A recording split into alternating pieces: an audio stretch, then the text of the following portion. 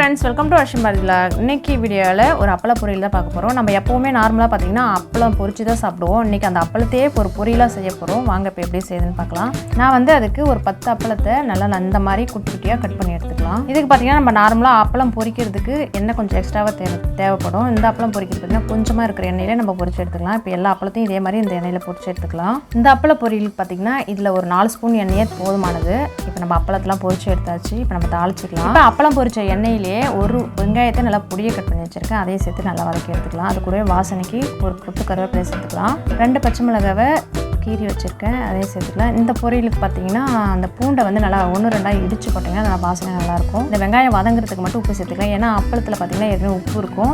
ஒரு 1/4 டீஸ்பூன் போல் மஞ்சத்தூள், ஒரு 1/2 ஸ்பூன் போல் மிளகும் ஜீரகம் பொடி பண்ணி வச்சுருக்கேன், அதையும் சேர்த்துக்கலாம். 1 ஸ்பூன் போல் கரம் மசாலா, ஒரு 1/2 ஸ்பூன் போல் காய்ந்த மிளகாவை நல்லா பொடி பண்ணி வச்சுருக்கேன், இதையும் சேர்த்து நல்லா வதக்கி எடுத்துக்கலாம். இந்த கரம் மசாலாவோட அந்த அப்பளம் சேர்த்து சாப்பிட்றப்ப அவ்வளோ வாசனையாக ரொம்பவே டேஸ்ட்டாக இருக்கும். இப்போ நல்லா அப்பளத்தை சேர்த்து நல்லா கிளறி எடுத்துக்கலாம்.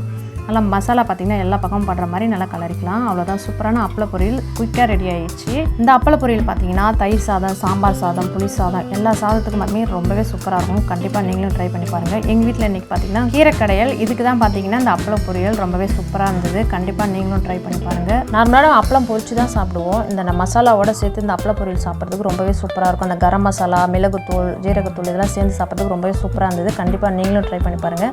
இந்த வீடியோ பிடிச்சிருந்தா லைக் பண்ணுங்கள். மறக்காமல் புதுசாக பார்க்குறவங்க நம்ம சேனலை சப்ஸ்கிரைப் பண்ணிக்கோங்க. நாங்கள் வீடியோ தான் எடுக்க வந்தோம். அதுக்குள்ளே பார்த்தீங்கன்னா எங்கள் வீட்டுக்கு கிளிங்கெலாம் பார்த்தீங்கன்னா சாப்பிட வந்துட்டாங்க. அப்பள பொரியல் எல்லாத்தையும் டேஸ்ட் பார்க்க அவங்க தான் ஃபஸ்ட்டு சாப்பிடுவாங்க. நாங்கள் எது சாப்பிட்டாலும் எந்த வீடியோ எடுத்தாலும் அவர் சாப்பிட்ட மிச்சம் தான் எங்களுக்கு. அப்பள பொரியல் சூப்பராக சாப்பாடு போட்டு நாங்கள் வீடியோ எடுத்தா நீங்கள் என்னடா சாப்பிட்றீங்க? அந்த